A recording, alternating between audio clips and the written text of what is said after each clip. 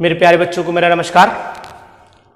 बच्चों, जैसा कि मैंने इससे पिछली वीडियो में आपको बताया कि टॉलरेंस रिएजेंट का रोल क्या है, what is the meaning of tolerance reagent. ये टॉलरेंस रिएजेंट होता क्या है, ये मैंने पूरी जानकारी आपको दी।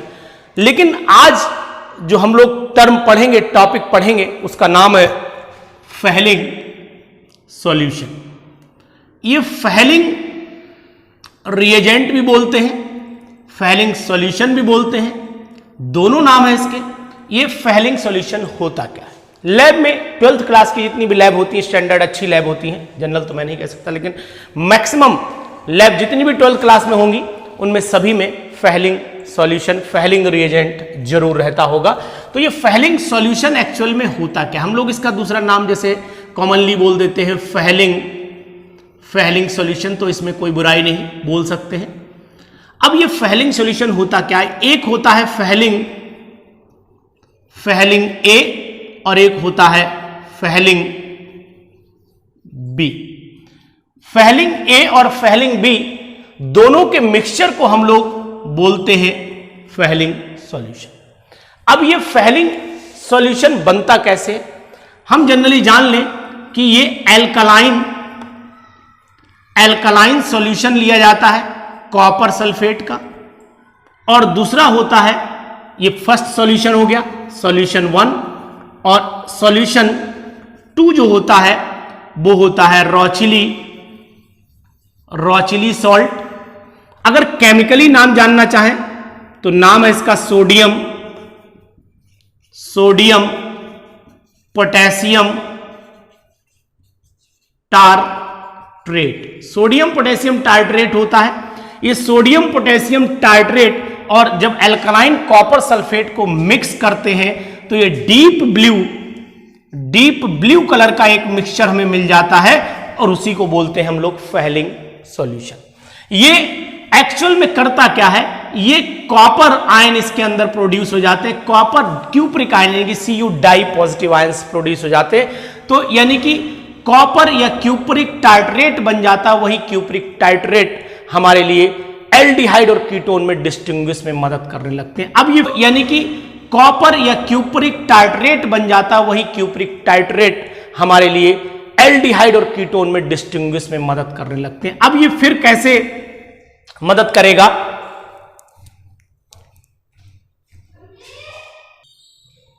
तो ये एक्चुअल में एल्डिहाइड कीटोन को कैसे डिस्टिंग्विश करता है, तो मैं आपको ये बता दूं कि एल्डिहाइड के साथ में ये ब्रिक रेड प्रेसिपिटेट देता है, यानी ईंट की तरह लाल। जैसे ईंट लाल होती है ना, बिल्कुल ब्रिक मतलब होता है ईंट की तरह लाल प्रेसिपिटेट देता है। इसी वजह से ये एल्डिहाइड के साथ में कलर दे दिया, और कीटोन के साथ में ये कोई टेस्ट नहीं देता, इसलिए एल्डिहाइड कीटोन की डिस्टिंग्विश में ही मदद करता है। लेकिन एक इंफॉर्मेशन आपको दे दूं कि बेंजल्डिहाइड ये टेस्ट शो नहीं करता है। तो अब आप जान लीजिए टेस्ट शो कैसे करता होगा, कैसे देता होगा ब्रिक रेड प्रेसिपिटेट, ईंट की तरह लाल प्रेसिपिटेट ये कैसे बनाता होगा, वो भी मैं आपको बता देता हूं।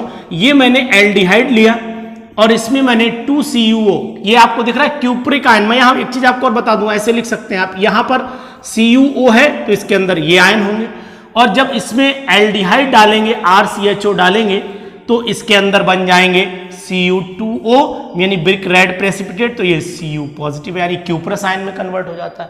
तो क्यूप्रिक आयन क्यूप्रस आयन में कन्वर्ट होते हैं इसमें, तो इसी वजह से ब्रिक रेड प्रेसिपिटेट आपको मिलता है। ये बात मैंने आपको यहां बता दी। और अब इसकी रिएक्शन देख लेते हैं कि ये ऑक्सीजन इसके मुंह में लाकर डाल दीजिए तो ये RCOOH बन जाएगा, और साथ में बनेगा Cu2O, और इसी का होता है ब्रिक रेड प्रेसिपिटेट, ईंट की तरह लाल प्रेसिपिटेट, मतलब अवक्षेप होता है, प्रेसिपिटेट इसका बन जाता है। तो अब कोई भी एल्डिहाइड ले ले, फॉर्मेल्डिहाइड भी ये रिएक्शन शो करेगा, एसिटल्डिहाइड भी ये रिएक्शन शो करेगा, और फिर वही बात मैं बोल रहा हूं यहां पर, फॉर्मिक एसिड एक ऐसा एसिड है कि ये भी टेस्ट शो करता है, क्योंकि मैंने आपको अभी बताया था कि फॉर्मिक एसिड ही एक ऐसा एसिड है जिसके अंदर एल्डिहाइड ग्रुप लगा रहता है। और एल्डिहाइड ग्रुप लगे रहने की वजह से ही ये रिएक्शन शो करता है। अगर आप रिएक्शन जानना चाहें तो मैं आपको रिएक्शन भी बोर्ड पे बता देता हूं कि ये आपने फॉर्मिक एसिड लिया और ये आपने लिया क्या, फेहलिंग सॉल्यूशन। ये क्या लिया आपने, फेहलिंग सॉल्यूशन। तो ये फेहलिंग सॉल्यूशन के साथ में जब इसे हीट करना शुरू करेंगे, हीट करना पड़ेगा इसमें थोड़ा, जैसे हीट करेंगे तो यहां से H2 और यहां से एक O उठा लीजिए, तो यहां बन गया H2O।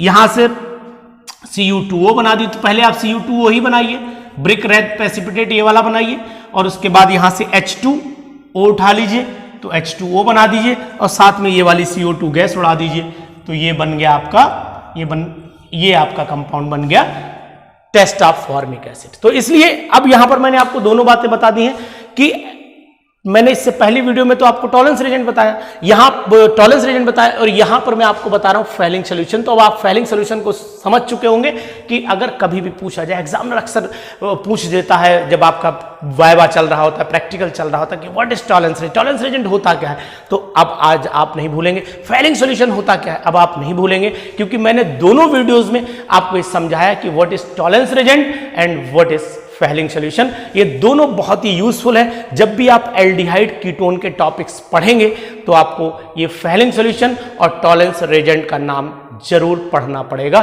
क्योंकि ये डिस्टिंग्विश में मदद करते हैं, दोनों की रिएक्शंस में, दोनों की प्रॉपर्टीज में मदद करते हैं। दोनों ही ऑक्सीडाइजिंग एजेंट है, दोनों ही ऑक्सीजन दे रहे हैं, दूसरे को ऑक्सीडाइज कर रहे हैं, खुद रिड्यूस हो रहे हैं, ये इनकी प्रॉपर्टीज है। तो इसको देखिए, पढ़िए, समझिए और एग्जाम में अच्छे नंबर लाइए। घर पर रहिए, सुरक्षित रहिए।